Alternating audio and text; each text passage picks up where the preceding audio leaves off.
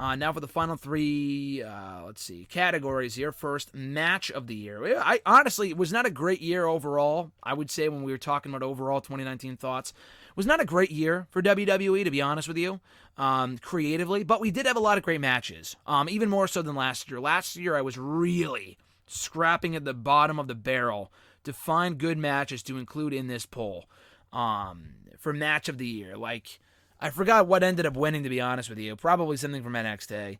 But it was hard to come up with matches because there weren't many great matches outside of NXT in 2018. This year, that was not a problem.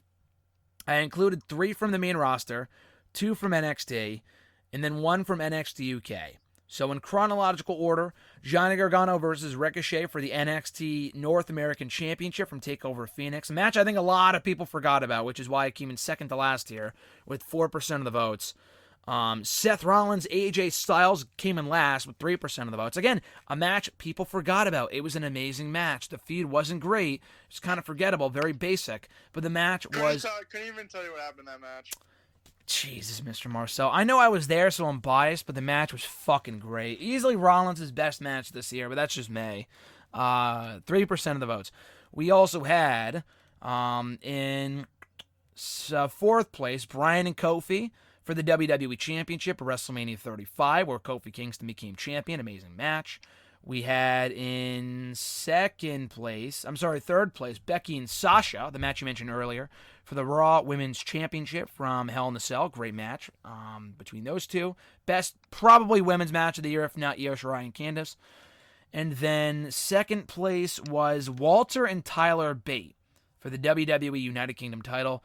NXT UK TakeOver Cardiff. Very happy that got as many votes as it did. I did not think people would vote for that. I really didn't. We talked about that at the time.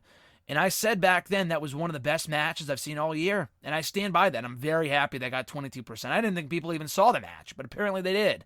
So I thought that was cool. But winning, which it should have, with 41.94% of the votes here, Johnny Gargano versus Adam Cole for the NXT Championship at TakeOver New York. Amazing match. Thought it was great. The best match in NXT history, even better than Andrade and Gargano that we saw in Philly the year before, that we were also in attendance for. But yeah, Gargano and Cole winning this thing with 41% of the votes. We were there, RJ. Do you agree with this winning?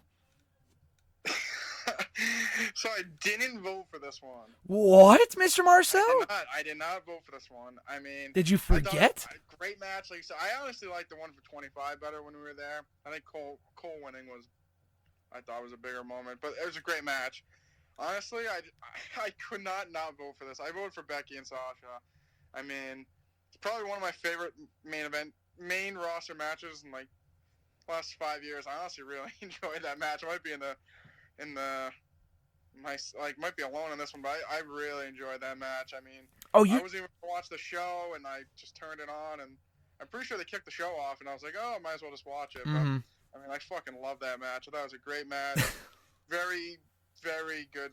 I thought they, very innovative. They tried a lot of different things I've never seen before, and just, I don't know, really enjoyed it. I mean, I think Cole and Gargano was very good as well, but I don't know, one of my favorite main roster matches, so I couldn't not vote for it. So you're saying that it was, when you say you didn't vote for it, you're talking about the Gargano-Cole thing, not the poll itself. Correct. Oh, that's what I thought you were saying. I'm like, how did you skip over this one? But okay, that makes more sense. No, I voted for Becky and Sasha. Gotcha. Okay, that's fine. I thought you were gonna say fucking Rollins and AJ, even though you said you don't remember the match. Couldn't tell you what happened. Yeah, but no, this was a tough one. There were a lot of great matches. Becky and Sasha was great, and I know you liked that match because you texted me that day. I think I didn't watch the show live. I watched it the next day. But you watched it that night and you were like, no spoilers, but Becky and Sasha was an excellent match. And you don't say that about many matches. So I knew it was high praise coming from you. And it was a great match. The best women's match of the year. If not Io and Candice. Probably this one, because this one had higher stakes. Blow off for the feud makes more sense. I got to go Gargano-Cole. I thought it was the best match I've ever seen live. Best match in NXT history. Best NXT championship match. Best takeover. I just fucking love that match. And the 25 one was great, too. Cole winning was just amazing. I mean, we were there. We freaked out. Everyone was happy except for Alexis, who loves Gargano. But I said, get over it, you little pero. It was an amazing moment. And Walter and Bate, I'm glad it got as many votes as it did. I know you liked that match too, right? Yeah, I really enjoyed that show. I thought it was, like you said, better than Blackpool. I thought the Carter show was great. The crowd was fucking unbelievable. Yeah. But I really enjoyed Bate versus Walter as well.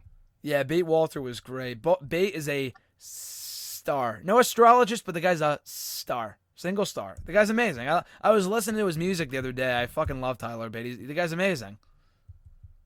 He's pretty good. He's not Tainara, but yeah, he's pretty good.